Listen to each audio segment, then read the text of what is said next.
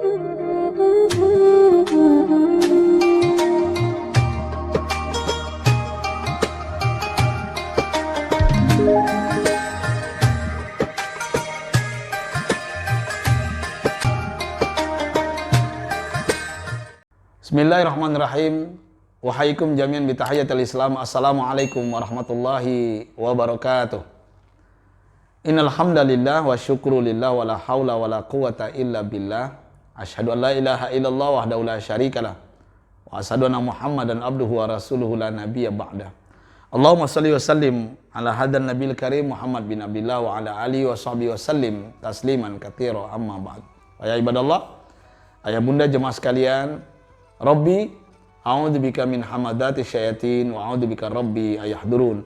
Subhanaka la ilma lana illa ma 'allamtana innaka antal alimul hakim. La haula wa la quwwata illa billahil aliyil azim. Allahumma iftah lana qulubana wa alhimna rusydana wahdina ila siratikal mustaqim. Rabbi shrah li sadri wa yassir li amri wa hlul 'uqdatam min lisani yafqahu qawli. Alhamdulillah ya bunda jemaah sekalian yang dimuliakan Allah Subhanahu wa taala. Ngobrol perkara akhlak bersama saya Ustadz Oren.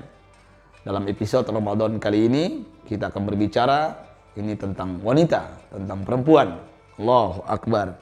Apa sih tanda perempuan itu adalah perempuan yang soleha? Sebagaimana disampaikan oleh baginda Rasulullah SAW, ad-dunya mata. Dunia ini adalah perhiasan.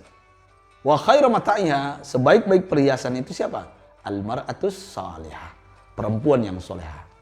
Bukan salaha, soleha. Dan ciri perempuan soleha itu banyak hadis yang berbicara tentang perempuan yang soleha. Ya, ketika dia rajin sholat 5 kali sehari semalam, ya, sholat khamsaha, as-shomat syahraha, wa hafidat farjaha, menjaga kehormatan kemaluannya, ya, dan juga wa ata'at zaujaha, dan dia taat kepada suaminya. Maka di penghujung hadis ini dikatakan, maka perempuan yang seperti ini karakter sifatnya, cirinya, maka dipersilahkan untuk masuk surga Allah dari pintu-pintu mana yang dia suka. Allahu Akbar. Tapi pada kesempatan kali ini saya akan membahas sedikit saja tanda bahwa perempuan ini soleha. Bagaimana cara melihatnya? Yang pertama, ayah bunda jemaah sekalian yang dimuliakan Allah Subhanahu wa taala. Bagaimana dia menghormati, menghargai, memuliakan orang tuanya. Makanya sebelum kita mencintai seorang perempuan, melamar atau meminang, mengkhitbah seorang wanita, kita harus survei dulu. Bukan hanya politik aja yang survei, bukan hanya ekonomi yang disurvei, tapi untuk mencari, ya, ibu dari anak-anak kita. Agar anak-anak kita nanti menjadi soleh dan soleha, kita harus pantau dulu bagaimana dia dengan orang tuanya, bagaimana mulutnya dengan orang tuanya, bagaimana dia memuliakan orang tuanya, bagaimana dia menghargai, menyayangi, menyantuni orang tuanya. Ini yang mesti kita selidiki dan kita ketahui. Karena ada anak perempuan, dia tidak pandai sama sekali memasak. Yang masak tetap emaknya. Bahkan dia memerintahkan emaknya, membentak emaknya untuk masak karena dia sibuk bekerja.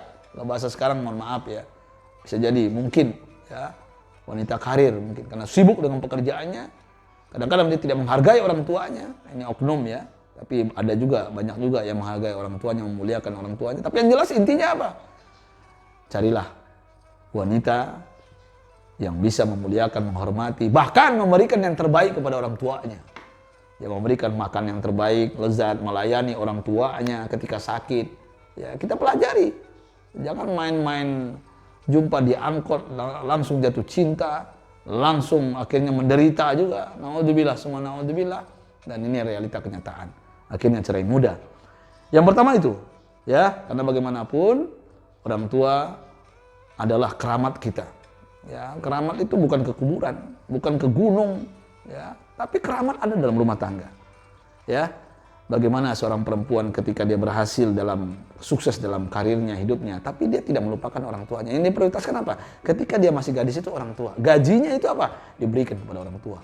Nah, inilah tanda wanita soleha itu. Dan dia tidak melupakan jasa-jasa, dan kita tidak akan pernah bisa membalas jasa orang tua kita. Walaupun 2 gunung menjadi emas dan kita berikan kepada orang tua kita, nggak akan terbalas. Benar kata pepatah mengatakan, ya, sayang orang tua kepada anak sepanjang jalan, sayang anak kepada orang tua sepanjang penggalan. Itu betul. Ini yang pertama, ya bunda jemaah sekalian. Yang kedua, bagaimana kita melihat tanda wanita perempuan ini adalah perempuan yang soleha? Yang kedua adalah dia mendahulukan hak suaminya.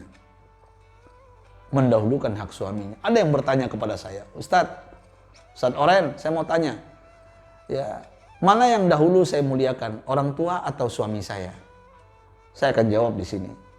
Karena kita sudah diberikan amanah kepada orang tua dari orang tua kita, diberikan amanah kepada suami kita, maka prioritas kita, hak yang pertama yang mesti kita tunaikan adalah hak suami kita.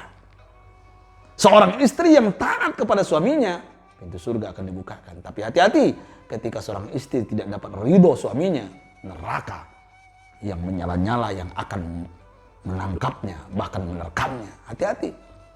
Tapi suami saya bandung, Ustaz. Suami saya pemarah, suami saya narkoba, suami saya pemabuk. Ya salah. Kalian kenapa pilih dia dulu? Kenapa nggak istikharah? Kan sudah saya sampaikan tadi. Kenapa kita nggak istikharah dulu? Ya, menentukan pilihan. Ini jumpa di angkot, dipuji sedikit alis matamu indah deh, langsung terbang melayang, minta nomor WA. Akhirnya apa? Terjadi hal yang tidak diridhoi. Berawal dari sesuatu yang tidak baik akan berakhir dengan tidak baik. Makanya saya sampaikan dahulukan hak suamimu. Ya. Itu akan ikut dengan hak orang tua. Tapi yang jelas ada sebuah riwayat yang sahih ketika seorang istri diamanahkan oleh suaminya. Dek, jangan keluar rumah sebelum aku pulang. Aku ingin berjuang. Jangan keluar rumah karena ini wanita soleha. Di zaman Rasulullah, ya, belum ada handphone seperti hari ini, kita sosial media. Karena seorang perempuan ini wanita soleha, apa yang dilakukannya ketika suaminya pergi? Ternyata ada utusan dari kampung pamannya, bapaknya. Dalam riwayat dikisahkan ibunya sakit. Dia sampaikan kepada keponakannya, nak pulang nak, bapakmu sakit. Bapakmu sakit, ingat kamu. Apa jawabannya? Maaf paman, aku tidak bisa pulang karena suamiku belum pulang. Karena pesannya apa? Jangan keluar rumah sebelum aku pulang. Sedih paman ini pulang kampung, dia perjalanan jauh. Ketika dia pulang, seminggu setelah itu sakarat bapaknya. Mau meninggal dunia, nazak dia. Kalau bahasa hari ini, dia kembali kepada anak perempuan ini. Nak, ponakanku pulang nak, bapakmu nazak, bapakmu sakarat, ingat dirimu. Dengan air mata mengatakan, nggak bisa pulang om, paman, suamiku belum pulang. Paman ini dengan jengkel dia pulang. Dan ternyata beberapa hari kemudian si bapak meninggal dunia. Bapak kandungnya perempuan ini, wanita ini meninggal dunia. Paman dia datang kembali. Nak, ponakanku, bapakmu meninggal. Pulang nak. Dengan air mata mengatakan nggak bisa om, paman, aku nggak bisa pulang, suamiku belum pulang. Akhirnya paman ini mengadu kepada Rasulullah, ya Rasulullah, aku punya keponakan, bapaknya meninggal, bapaknya sakit, nggak mau pulang hanya karena suaminya. Akhirnya Rasulullah tabayun klarifikasi menjumpai perempuan ini. Wahai perempuan, saya mau bertanya, benarkah engkau tidak pulang? Apa masalahnya? Apa pasalnya? Apa bendanya? Kenapa kamu tidak pulang? Jawabannya apa? Wahai Rasulullah, siapa sih anak yang tidak sedih ketika mendengar bapaknya sakit, nazak, sampai meninggal dunia? Tapi suamiku berpesan kepadaku, jangan keluar rumah sampai aku pulang. Tahukah jawaban Rasulullah kepada paman tadi? Wahai jamaah, ayah bunda sekalian. Wahai om paman, engkau jangan bersedih. Karena mempunyai keponakan solehah. Hanya gara-gara taat kepada suaminya, maka bapaknya yang meninggal, Allah masukkan langsung ke dalam surganya Allah. Karena akhlak, karena taatnya seorang istri kepada suaminya. Allahu Akbar. Begitu mulianya seorang wanita solehah yang taat kepada suaminya. Makanya saya sampaikan kepada the power of mama, jangan banyak gaya. Jangan banyak gaya. Suami itu tempat surga kita. Ya, kalau kita anak, surganya di bawah telapak kaki emak kita. Tapi kalau kita istri, surganya dalam keridhaan suami. Walaupun suami kita hari ini mungkin banyak dosanya, doakan, angkat tangan kita. Semoga diberi hidayah, petunjuk suami kita, agar dikembalikan kepada jalan yang benar. Karena semua kekuatan doa istri, insya Allah suami menjadi suami yang saleh. Yang selanjutnya, bagaimana kita melihat tanda perempuan itu adalah perempuan yang soleha. Selanjutnya adalah ada rasa malu. Artinya apa? Al-haya. Ya. Ada rasa bahwasanya menutup aurat itu adalah kewajiban. dia menutup auratnya. Ya, karena ini kalau membuka auratnya ketika dipertontonkan kepada lelaki yang bukan muhrimnya, itu dosa. Berarti kalau perempuan, dalam riwayat itu, kalau seandainya dia membuka auratnya, bahkan selai rambutnya dilihat oleh bukan muhrimnya, berarti dia mencampakkan dirinya ke dalam neraka jahanam. Bahkan dia akan menyeret 4 lelaki, bapaknya, suaminya, saudara laki-lakinya, dan juga anaknya yang laki-laki akan diseret ke dalam neraka. Allahu Akbar. Naudzubillah, summa naudzubillah. Mudah-mudahan kita mendapatkan pasangan hidup perempuan yang solehah, yang mau menutup auratnya. Yang selanjutnya, ayah bunda jemaah sekalian, bagaimana kita melihat tanda perempuan itu solehah? Yaitu dia senang menghadiri majelis ilmu.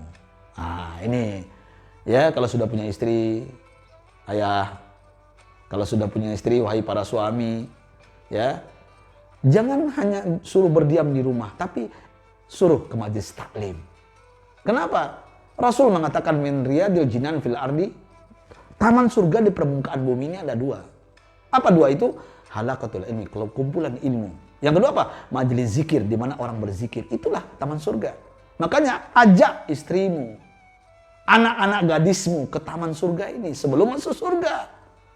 Ya, ini tanda perempuan solehah itu bukan dugem, bukan ke tempat maksiat, bukan ke diskotik, ya, berhura-hura, apalagi melakukan hal yang tidak diridhoi Allah, bermaksiat, tapi ke tempat majelis ilmu. Duduk di sana, dengarkan kajian, dan jangan menggibah, memfitnah apalagi. Yang kelima, ayah bunda, yang terakhir, tanda ciri perempuan ini solehah adalah tidak keluar rumah tanpa seizin suaminya. Tadi saya sudah sampaikan, yang jelas memberikan hak suaminya, dan dia selalu minta izin kepada suaminya. Apapun yang dia lakukan, dia nelpon suaminya. Kenapa? Banyak kejadian. Gara-gara nggak ngasih tahu ke suaminya dia izin mau ke sana ke sini, akhirnya kecelakaan. Akhirnya dapat musibah. Yang salah siapa? Kita. Kita nggak minta izin dulu kepada raja kita, ya, kepada suami kita. Makanya, wahai para perempuan yang mempunyai kelebihan, walaupun secara finansial kalian lebih, kalau kalian sudah punya suami, tetap kalian minta izin kepada suami ketika kalian mau arisan, mau ini, mau itu, ya. Suami yang soleh, dia akan memberikan izin. Dia yang paham agama, dia akan mengatakan, emak butuh duit ini bang. Dia akan mengatakan, kasih duit emak banyak-banyak, mertua kau itu, orang tua kau itu. Dia akan mengatakan itu, ya. Kalau suami yang soleh, makanya langkah bahagianya kita punya suami yang soleh, istri yang solehah. Akhirnya keluarga kita menjadi keluarga masjid, insya Allah. Inilah beberapa tanda perempuan itu solehah. Mudah-mudahan bunda sekalian, mama, gadis-gadis termasuk dalam tanda-tanda ini. Ya, itu saja bisa saya sampaikan dalam ngopak ngobrol perkara akhlak bersama saya Ustadz Oren. Kita sambung insya Allah di lain episode di bulan Ramadan ini. Mari kita tutup kajian kita dengan kafaratul majlis. Subhanakallahumma wa bihamdika, asyhadu an la ilaha illa anta, astaghfiruka wa atubu ilaik. Billahi taufiq wal hidayah. Assalamualaikum warahmatullahi wabarakatuh.